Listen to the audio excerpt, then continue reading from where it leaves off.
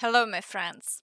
Today, no matter what anyone says, the ceasefire has started and it's actually holding. There is even some good news. As of 11 p.m.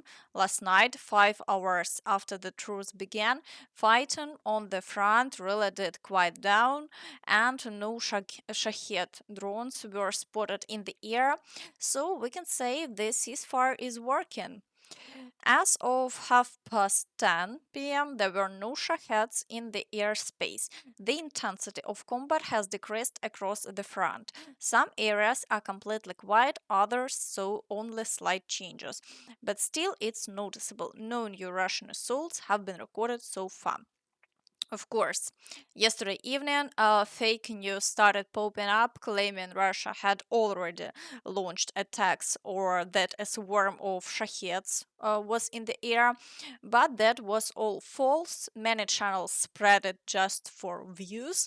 In reality, the situation has improved. Yes, there were isolated incidents, which I'll talk about later in the video. But first, let's discuss why Putin proposed this ceasefire. Some speculate that he got scared Trump might not cooperate with him or even pull out of any negotiations. And in that case, a prolonged war wouldn't benefit Putin either. That could be why he initiated the ceasefire. Zelensky also ordered Ukrainian forces to ceasefire. Ukrainian units were ordered to hold fire and record any violations by Russia. According to a senior officer, the command to stop firing came just minutes after Moscow announced the Easter ceasefire. Later, Zelensky made a statement saying that the proposal for a full ceasefire has actually been on the table for a while, but Putin rejected it. Now, suddenly, he wants to pause the war. The proposal for a full and unconditional ceasefire lasting 30 days has gone unanswered by Russia for 39 days. The United States made this proposal. Ukraine welcomed it, but Russia ignored it. If Russia is now suddenly ready to truly commit to a complete ceasefire, Ukraine will respond in kind. Silence in response to silence, strikes in response to strikes. If the truce truly holds, Ukraine proposes extending it beyond Easter Sunday, April 20. That will reveal Russia's true intentions, because 30 hours are enough for headlines, but not enough to build real trust. 30 days could give peace a chance. As of now, according to the Commander in Chief's report, Russian assaults are still ongoing in some areas and the artillery hasn't stopped. So there is no trust in Moscow's words. We know too well how they manipulate. That's why we are always ready. Ukraine's defense forces will act rationally and respond accordingly. Every Russian strike will get a proper answer. Still, it's too early to draw conclusions. We must understand that there are always some commanders or soldiers on both sides who might disobey orders and keep firing. So, yes, there could be violations from either side, but one important thing. Zelensky made a key statement urging for the ceasefire to continue. And now, if Putin refuses and launches new offensives on Monday, it'll be clear Putin doesn't want the war to stop. Friends, what do you think? Drop your predictions in the comments. Can this war be stopped? I also want to highlight yet another statement from Kellogg, where he once again made it clear that Ukraine should forget about NATO.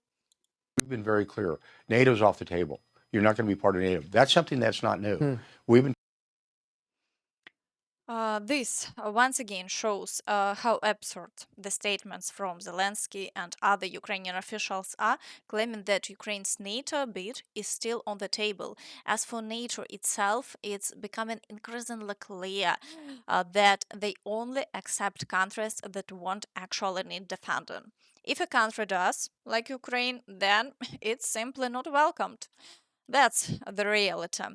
But today, reports emerged that the Trump team has proposed another meeting between Witkoff and Russian representatives. Yes, it's been reported that Trump's special envoy will try to convince Moscow to join Washington's peace plan. This plan reportedly includes freezing the front line, a ceasefire, and de facto recognition of Russian control over the currently occupied territories, including Crimea. This, in turn, confirms earlier comments made by Senator Rubio that we may see a resolution on this issue within the next few weeks. Now, let's take a look at the frontline situation, starting right at the border. Yesterday, Russian forces claimed they had fully regained control of the village of Oleshnya and reached the Ukrainian border. However, the Ukrainian side has yet to confirm any Russian advances there. Further south, Russian troops are reportedly pushing toward the village of Hornal, but they still haven't managed to fully secure the area on their own side of the border. Late last night, around midnight, it was confirmed that fighting continues in the Kursk and Belgorod regions despite Putin's announced ceasefire. We are tracking the real situation in all directions. Kursk and Belgorod regions, the Easter ceasefire statements from Putin clearly don't apply there. Fighting is ongoing, Russian strikes continue. On some sections of the front, Russian artillery fire is still being heard instead of the promised silence. Drones are being used. In some areas, things are quieter. Our actions remain and will continue to be mirrored responses. The 30-day unconditional ceasefire proposal is still on the table, and the answer must come from Moscow. Ukraine, together with our partners, is ready to move toward peace in the most constructive way possible, but it requires true readiness from Russia as well.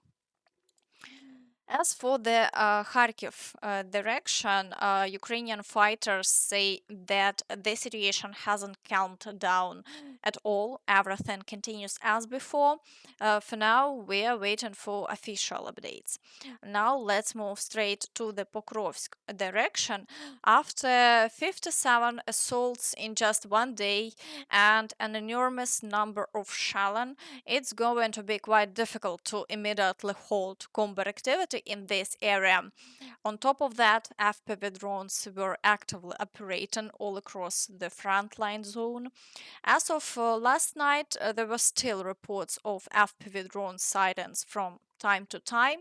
That said, the situation with Shalin has improved. No new strikes have been reported, and at the time of this video's recording, all assaults attempts in this sector have stopped. In the Kurakhove direction, there are also no reports of new assaults for now, and the Shalom situation has improved. There as well, no violations of the ceasefire have been reported in this area either. In the area around Velika Novosilka, things are currently quiet as well. No reports of ongoing assaults have come in, so we're hoping the ceasefire is actually holding. However, in the Zaporizhzhia direction, there were some outliers who at 8 p.m. carried out an FPV drone strike on the village of Primorske. It was reported that one person was injured. Later, after midnight, a Ukrainian serviceman claimed that Shalom with multiple launch rocket systems was taking place in the Zaporizhzhia area. MLRS Shalin was reported along the front line of our positions in Zaporizhzhia. Artillery strikes and FPV drone attacks, including fiber optic guided ones, were launched against defense forces positions across most sectors. Russian infantry assaults, in fact, haven't stopped at all. But as of now, this information hasn't been independently confirmed, so we are still waiting for official verification. In the Kherson direction, right around the time the ceasefire was supposed to begin, reports emerged that the Russians shelled a residential building. However, some sources claim this is fake news, while others confirm the strike did happen, but before the ceasefire took effect. Meanwhile, Russian military bloggers and from various sources began reporting problems in the Kherson direction late last night. Here is what they are saying. Today, on Easter night, as millions of people pray for peace, the Ukrainian side is violating the ceasefire declared by President Vladimir Vladimirovich Putin. The Ukrainian armed forces continue to strike civilian cities in the Kherson region. From 6 p.m., attacks have been recorded. Oleshki, FPV drones and mortars, Hola Pristan, kamikaze drone strikes, Kakhovka, no fewer than 6 drone drops. At the same time, it's important to say that in some areas there is silence, no shelling. That means that even among Ukrainian servicemen, there are those who heard the call for peace and preserved their humanity. Sadly, not everyone. Friends, this is exactly what I've been saying. That isolated incidents might happen, so for now, the situation here remains uncertain. Now let's move to the Toretsk direction. Things are quiet for now. No reports of ceasefire violations have come in, but it's important to point out. If Putin doesn't agree to extend the ceasefire, it's hard to imagine how much ammo, manpower, and equipment could be moved closer to the front lines in just 30 hours.